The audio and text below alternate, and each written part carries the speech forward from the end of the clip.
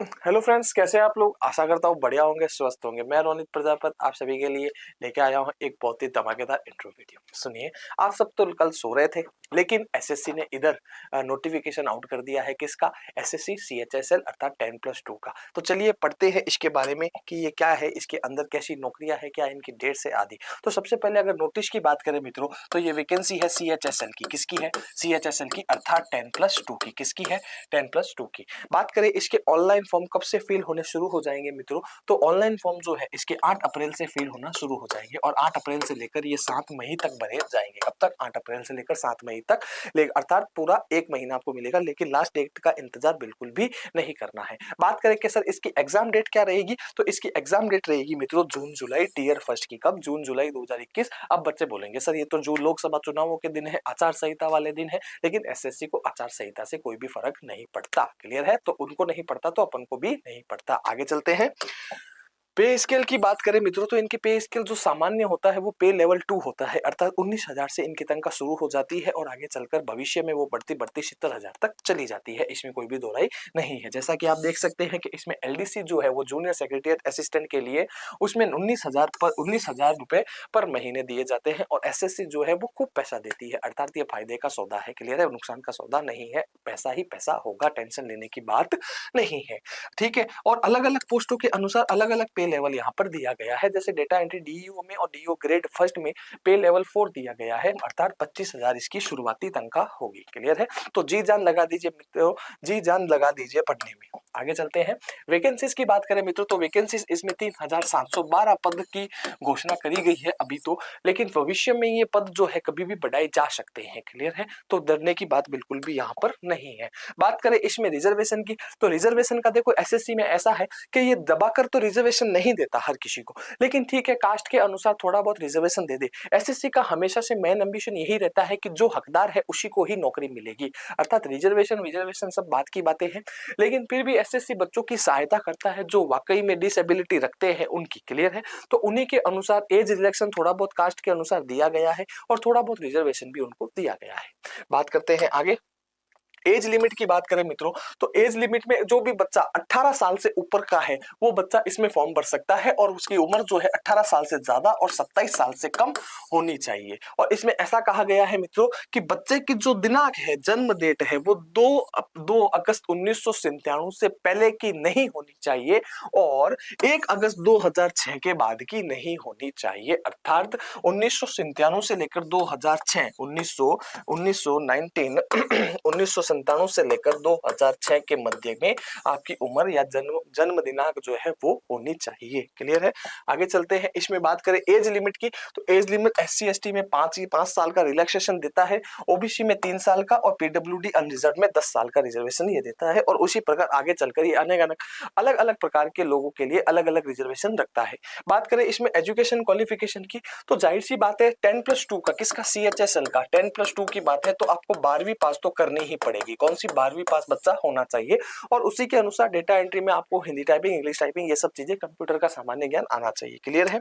आगे चलते हैं। हाउ टू अप्लाई में, कैसे अप्लाई करना है, तो अप्लाई में सुनना मित्रों अब एसएससी में वन टाइम रजिस्ट्रेशन की बात करी गई है। किसकी? One time. पहले हर बार अलग से फॉर्म भरना पड़ता था, लेकिन अब आपको एक बार ही और रजिस्ट्रेशन करवाना है जिसकी फीस आपके 100 रुपए लगेगी और उसके बाद ये जो है किसी प्रकार की फीस नहीं लगेगी। तो आप सभी को सबसे पहले जाकर आपका ओटीआर करवाना है। क्या करवाना है? ओटीआर करवाना है, जो कि आपकी एसएससी आईडी है। उसके बाद ई मित्र कियोस्क पर जाके आप अपना ओटीआर करवा सकते हैं। उसके बाद ये फॉर्म आपका फिल हो जाएगा। क्लियर है?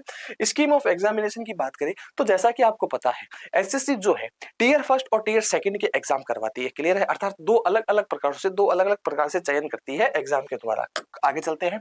बात करें यदि टीयर फर्स्ट की, जो है अपना सीबीटी एग्जाम, कौन सा? कंप्यूटर बेस्ड टेस्ट होगा। कौन सा होगा? Computer based test, CBT. Clear है? एक सवाल 4 ऑप्शन और नेगेटिव मार्किंग दबाकर, जैसा कि एसएससी का इतने सालों का इतिहास रहा है, सेम उसी प्रकार। बात करें इसमें टीयर फर्स्ट में सबसे पहले सब्जेक्ट कौन से आएंगे मित्रों, तो एक तो इंग्लिश जो है वो है एसएससी की जान। क्या है? इंग्लिश तो बच्चे को जरूर आनी चाहिए। उसके बाद बात करते हैं जनरल इंटेलिजेंस की, अर्थात सामान्य जागरूकता, जनरल इंटेलिजेंस होनी चाहिए। क्वेश्चन टी एप्टीट्यूड होना चाहिए, अर्थात सामान्य सा बेसिक जो है मैथ्स उसको आना चाहिए और जनरल अवेयरनेस, सामान्य जागरूकता उसको होनी चाहिए। इन सब के जो है मित्रों 25-25 क्वेश्चन आएंगे जो 50-50 नंबर लेके जाएंगे। क्लियर है? क्लियर है। और इन सब क्वेश्चंस को करने के लिए आपको 1 घंटा जो हमेशा से एसएससी का रहा है वो 60 मिनट ही देता है, इससे ज्यादा वो कभी नहीं देता। हाँ, डिसेबिलिटी वाले को वो 80 मिनट्स देता है, अर्थात 20 मिनट का फायदा। बात करें एसएससी टीयर सेकंड की बात करें मित्रों, तो ये थोड़ा सा अभी टीयर सेकंड में इन्होंने रिटर्न एग्जाम की भी बात करी गई है।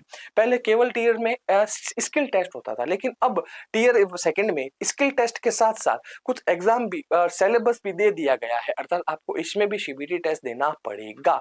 लेकिन बात करें जैसे कि टीयर सेकंड में विल इंक्लूड फॉलोइंग 3 सेक्शन, इसमें 3 सेक्शन में एग्जाम होगा। सेक्शन फर्स्ट की बात करें तो इसका मॉड्यूल फर्स्ट होगा केवल और केवल मैथमेटिकल एबिलिटीज का, किसका? गणित एबिलिटीज का इसमें एग्जाम होगा, अर्थात गणित से संबंधित सवाल इसमें पूछे जाएंगे। मॉड्यूल सेकंड में रीजनिंग और जनरल इंटेलिजेंस के सवाल पूछे जाएंगे। ये बात होती है आपके सेक्शन फर्स्ट की। बात करें यदि सेक्शन सेकंड की तो मॉड्यूल में इंग्लिश कॉम्प्रिहेंशन आएगा, इंग्लिश ग्रामर से संबंधित सवाल आपसे पूछे जाएंगे। और इसमें दूसरा जो टॉपिक होगा वो होगा जनरल अवेयरनेस, और उसी के साथ तीसरे सेक्शन में कंप्यूटर नॉलेज का टेस्ट होगा। क्लियर है? और इन सब के साथ टाइपिंग का टेस्ट तो आप सभी के होगा ही होगा। क्लियर है? बात करें कि सर सिलेबस जो है वो टीयर फर्स्ट का क्या होगा, तो टीयर फर्स्ट में सबसे पहले एसएससी की जान जिसमें बसती है वो है इंग्लिश लैंग्वेज में। क्या है? English language. और इंग्लिश लैंग्वेज के जो सबसे प्रमुख चीजें हैं वो सब आप यहाँ पे देख सकते हैं। जैसे सबसे भयंकर चीज आती है एसएससी की, वो आती है spot the error, error spotting. क्या करना? एरर को स्पॉट करना। कोई सेंटेंस दिया गया है उसमें कौन सा एरर है या कहां पर खराबी है उसको स्पॉट करना। ठीक है? उसके बाद फिल इन द ब्लैंक, साइनम्स, हाइनम्स, ठीक है, antonym, spelling, detecting miss spelled word, sentence, indirect, direct, active voice, passive voice, ये सब इंग्लिश के ग्रामर के सामान्य से 12वीं लेवल तक की इंग्लिश यहाँ पर पूछी जाती है। बात करें जनरल इंटेलिजेंस की, तो जनरल इंटेलिजेंस में आपको operation, symbol, number, analogy, trends, figure, इन सब का ज्ञान आप सभी को होना चाहिए। क्लियर है? नंबर सीरीज, ये सब चीजें आपसे वहां पर पूछता है। क्वोशिएंटिव एप्टीट्यूड नंबर में, मैथ्स में, जिसमें सबसे पहले number system, fundamental arithmetic operations, algebra, geometry, ठीक है, मेंसुरेशन, ट्रायंगल, ट्रिग्नोमेट्री, ऐसे कई भयंकर भयंकर सवाल आपसे पूछे जाते हैं। लेकिन डरने की जरूरत बिल्कुल भी नहीं है। E2 अकेडमी हमेशा और आगे आपके साथ है और आगे भी आपके साथ रहेगी। क्लियर है? मैथ्स से आपको बिल्कुल भी डरने की जरूरत नहीं है। बच्चे बोलते सर हमें मैथ्स नहीं आती, सर हमें मैथ्स नहीं आती। मेरे को लगता है कि आप शायद जयपाल सिंह राठौड़ को नहीं जानते। मैथ्स मित्र जयपाल सिंह राठौड़ E2 अकेडमी में, जानते हो? कभी नाम सुना है? नहीं सुना। ये वो बंदा है जिसकी रगों में खून नहीं जुनून दौड़ता है। क्लियर है? जिस बच्चे को मैथ्स नहीं आती, जीरो से हीरो बैच चलाते हैं वो बंदा। क्लियर है? तो मैथ्स मित्र जयपाल सर के होते हुए डरने की आवश्यकता बिल्कुल भी नहीं है। आगे चलते हैं जनरल अवेयरनेस में। तो जनरल अवेयरनेस में आपको सामान्य सी बातें, स्टैटिक जीके से संबंधित थोड़ा सा जो सामान्य ज्ञान होता है, जीके अपने इंडिया का थोड़ा बहुत जीके, स्टैटिक जीके, ये सब चीजें आपको याद रखनी है। क्लियर है? आगे चलते हैं मित्रों। सिलेबस में टीयर सेकंड में क्या आएगा, तो टीयर सेकंड में जो मॉड्यूल फर्स्ट होगा अर्थात सेक्शन फर्स्ट होगा उसमें सबसे सर्वाधिक चीजें आपसे पूछी जाएगी मैथ्स की। किसकी?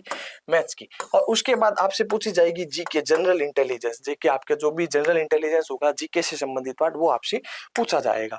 ठीक है? और इसी प्रकार आपसे मॉड्यूल सेकंड का जो सेक्शन फर्स्ट होगा उसमें रीजनिंग और इंटेलिजेंस आपसे पूछी जाएगी। क्लियर है? रीजनिंग भी एसएससी की बहुत हार्ड आती है, लेकिन डरने की जरूरत आपको बिल्कुल भी नहीं है। क्लियर है?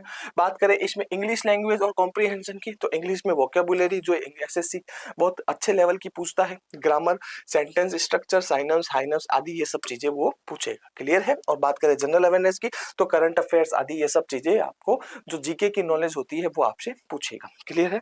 क्वेश्चन आगे चलते हैं।